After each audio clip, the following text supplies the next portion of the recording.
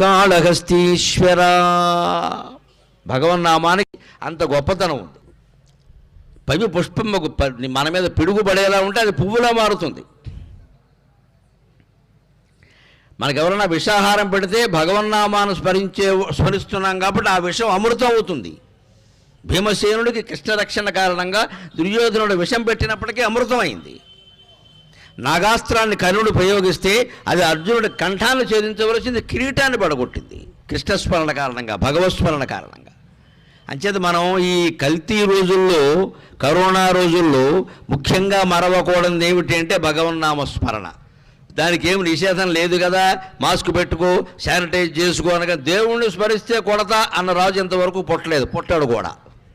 ఆ దమ్ము ఏ ముఖ్యమంత్రికి, ఏ ప్రధానమంత్రికి ఉండదు. పైగా ఏ పార్టీ అయినా పరిపాలించడం ఉండే ఇబ్బందుల దైవభక్తిని ఎప్పుడూ ప్రోత్సహిస్తారు, మనం సందేహించక్కర్లేదు దానికి.